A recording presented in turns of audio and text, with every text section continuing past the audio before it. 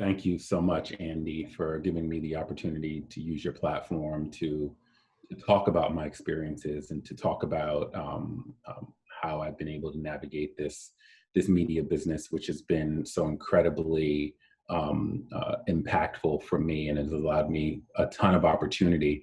But at the same time, I've also had to experience this growth as a Black man in the business. And so I'll take you back to my journey, and how that journey started was actually 21 years ago. And coincidentally enough, I celebrated my 21st year in the business on June 1st, the same day that the country was erupting in the aftermath of the George Floyd murder. So what that actually did was represented my 21st year in the business, and it actually represented one of the hardest days that I've had to endure as a Black man in our business. That day served as a springboard and amplification of the lack of diversity that we've seen in the television and media business at large. And so so a lot of the questions, concerns that we face as Black people in this business were actually all put into a spotlight on that day. And so I'll take you back to that first day in the business, or I should say that first week in the business. I started as an entry level sales assistant at Lifetime Television, and I came through the IRTS as a product of their multicultural career workshop back in 1999. And it gave me the opportunity to interview for a job, right? Not necessarily get a job, but it gave me the access to interview for a job. And so I ended up getting a sales assistant job there. Incredibly grateful for that. But what I'm most grateful for is the first week on the job, I got a call from the head of HR at the time, and the head of HR was a Black woman. She was older, and she kind of reminded me of my mother, and she offered to take me to lunch.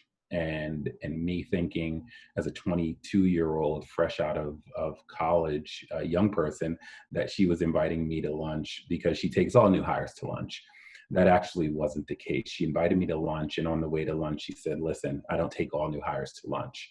And when we sat down, she said, "I took you to lunch, and I invited you to lunch because I wanted you to know that in the almost 2 decades of existence of this company, you're the first Black person to be hired in ad sales as a on the sales track." It actually served as a foundation of how I conducted myself in my career, and it was pretty eye opening, and it was pretty impactful for me because I felt this pressure. I felt the pressure to perform, to succeed, because although it wasn't said, I felt like that if I did not perform, that there wouldn't be opportunities for people to come behind me and operate within a sales capacity within an organization like that. And so at that very moment, I knew that I had a pressure to perform. I embraced that pressure, but I also knew that there was this need and desire to provide a level of access to other people as I made my way through my career journey at that company. And my career journey at that company ended up being incredible. I ended up being promoted a few times and left that company after 7 years as an account executive. And what it did was it allowed me to build a strong foundation as a salesperson. But the most important thing that I took from it is that every day when I walk into a room, the first thing people see is my color.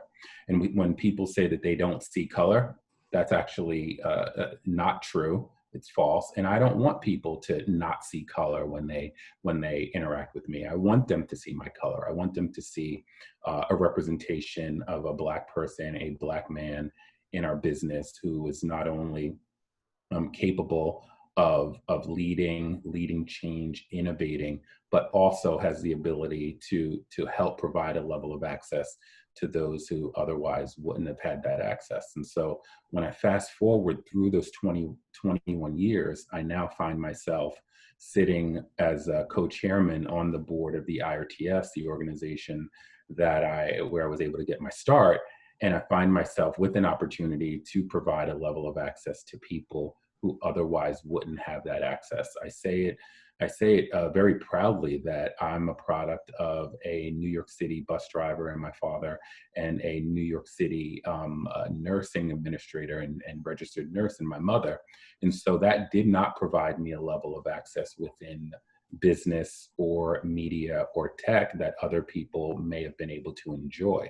And so there is a great deal of pride when I'm able to provide access, mentorship, and advice for people who actually need it. And I've been the beneficiary of that myself. I've been able to spend time with people who have taken an interest in myself, in my career growth, and that continues today. I think about people that sit on the board with me of the IRTS, people like Wendell at Disney, at Rashawn Lindsay at TV One, Sean Robertson at Dish, people who I trust. We're able to collaborate and make sure that we are operating in an environment that is indeed inclusive and actually equitable for all of us to a certain extent. I think that we are at a crossroads of sorts in our business. All right, this is a true moment within our business and business at large, where companies can either stand on the correct side of history or stand on the wrong side of history. And I'm very hopeful and I'm very encouraged by some of the, not just the Instagram and Twitter statements that companies have made, but actually some of the action plans that they've put forth in terms of growing their representation amongst people of color and diverse individuals throughout all levels within their organization. I firmly believe that the leadership, that it starts with leadership, that it starts at the top and it works its way down. And while companies have certainly done in the media industry an outstanding job, in my opinion, of hiring at the intern and entry level positions, there has been some level of disconnect because we haven't seen those people move up through the ranks all the way up into executive leadership, C-suite, and board positions. And so the opportunity remains for companies to get better at retention, at mentoring, and providing. And my favorite word is the level of access for these individuals. I am hopeful that that companies will actually follow through on their plans to build a more diverse workforce leadership team environment, and ultimately an environment that represents their customers. In the media industry in particular, represents their viewers.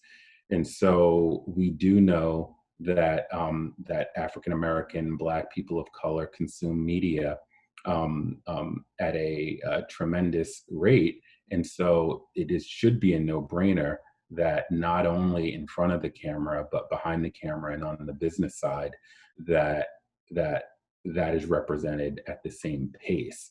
And it's just, at the end of the day, it's just good business, right? It is just good business to have someone have a seat at the table to make sure that they're representing all of a company's viewership base or customer base. So I'm hopeful for that. I can only sit here and be hopeful as a person who works at a media company right now and has gotten the opportunity to lead from within and provide opportunity and access to people that look like myself. So I'm encouraged from that standpoint.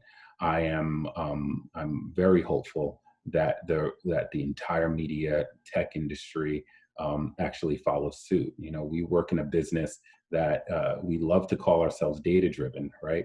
And so there's nothing more black and white than the data behind a company's success or lack thereof when it comes to actually providing a diverse and inclusive environment. And that data can reside in qualitative and quantitative measurement metrics.